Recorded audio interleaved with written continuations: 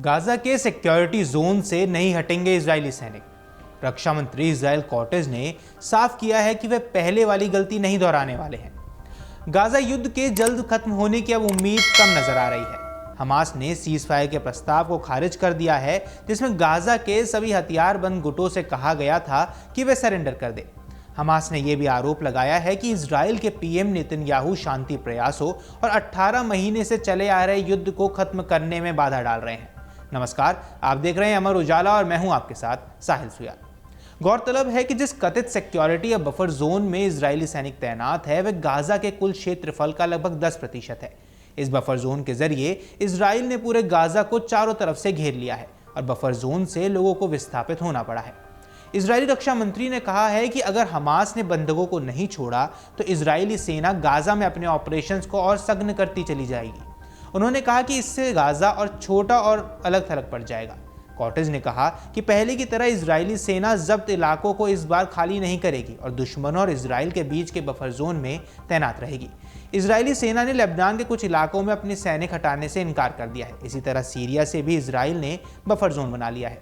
Israel की सरकार का कहना है कि 7 अक्टूबर 2023 जैसे हमलों को रोकने के लिए इजरायली सेना का इस बफर इलाके में तैनात रहना बेहद जरूरी है।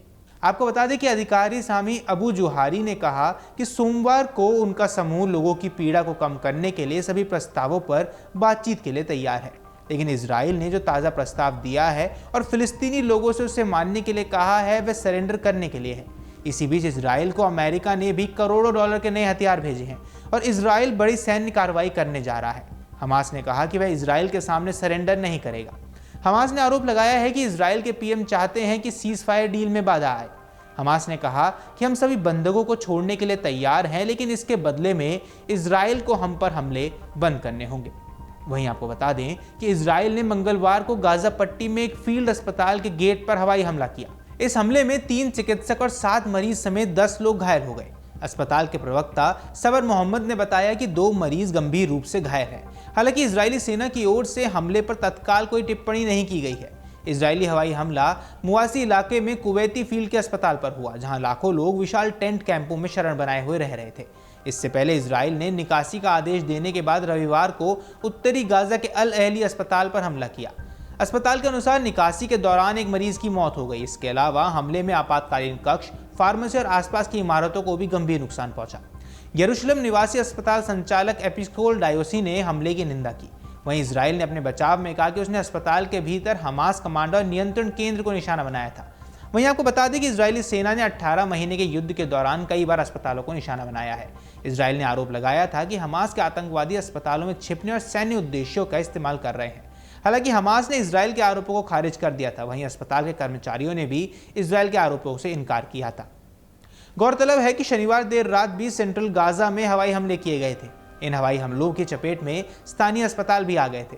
अल अहली अरब बैप्टिस्ट अस्पताल के कर्मचारियों के मुताबिक परिसर के भीतर एक बिल्डिंग पर 2 मिसाइलों से हमला किया गया। इस हमले से इमरजेंसी और रिसेप्शन डिपार्टमेंट पूरी तरह से तबाह हो गया।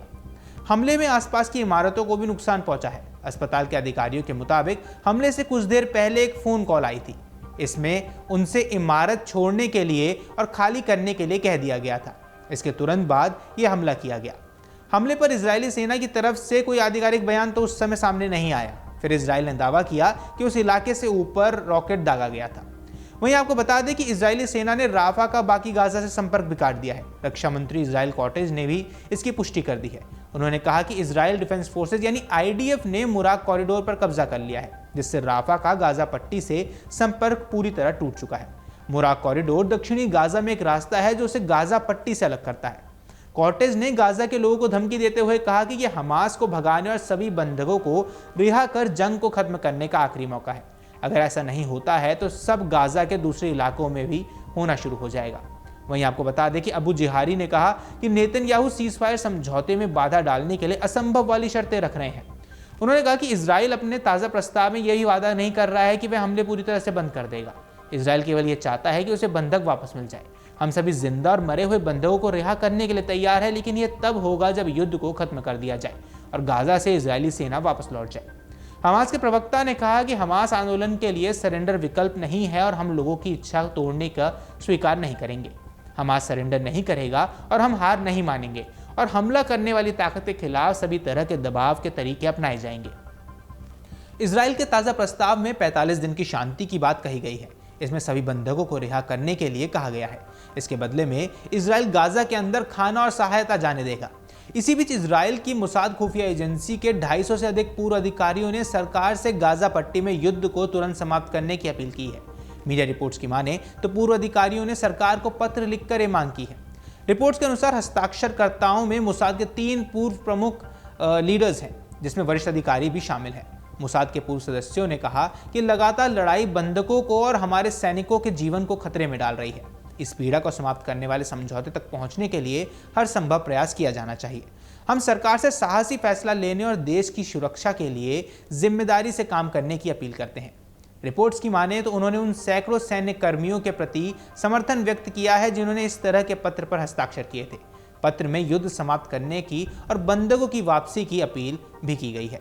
गौरतलब है कि जिस तरीके से ये हमले किए जा रहे हैं उसके बाद स्थिति काफी गंभीर बन सकती है। वहीं कॉटेज ने आगे कहा था कि राफा को अब इजरायली सिक्योरिटी जोन में बदल दिया जाए। इजरायली सिक्योरिटी जोन का मतलब उन जगहों से है जिन्हें इजराइल अपनी राष्ट्रीय सुरक्षा के लिए जरूरी मानता है और उन्हें कंट्रोल करता है। Rafah crossing, Philadelphia corridor, West Bank के कुछ इलाके और गोलान हाइट्स इजरायली सुरक्षा क्षेत्र के अंतर्गत आते हैं। इन इलाकों पर सेना के जरिए कंट्रोल किया जाता है। इजराइल कॉटेज ने साफ कहा था कि नेत्जारिम कॉरिडोर, जो गाजा को 2 भागों में बांटती है, उसका भी विस्तार किया जाएगा। आपको बता दें कि इस साल की शुरुआत में जब सीज फायर को लेकर डील हुई थी तब इजराइल ने नेत्जारिम कॉरिडोर को छोड़ दिया था, लेकिन कुछ ही समय बाद इजराइल ने जंग फिर से शुरू कर दी और फिर से इस कॉरिडोर को अपने कब्जे में ले लिया।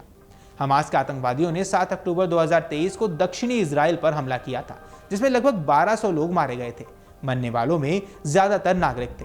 इसके अलावा हमास के आतंकवादियों ने 251 लोगों का अपहरण कर बंधकों को बना लिया था। जवाबी कार्रवाई करते हुए इजराइल ने भी गाजा पट्टी पर हमला किया, जिसके बाद हमास और इजराइल के बीच युद्ध शुरू हो गया था। गाजा के स्वास्थ्य मंत्रालय के अनुसार इजराइल के जवाबी हमले में 51,000 लोग मारे गए हैं। हालांकि स्वास्थ्य मंत्रालय ने यह नहीं बताया है कि मरने वालों में कितने नागरिक थे और कितने लड़ाके। इजराइल के एक्शन की वजह से तब 14 लाख से ज्यादा फिलिस्तीनियों को अपनी जगह छोड़नी पड़ी थी। इजरायली सेना ने सिर्फ 2 महीने में राफा के 44% इमारतों को बर्बाद कर दिया है। अब हमास के सरेंडर की शर्तों को न मानना और रक्षा मंत्री का इस तरह से सीधी चेतावनी देना इलाके में युद्ध को और ज्यादा भड़का सकता है।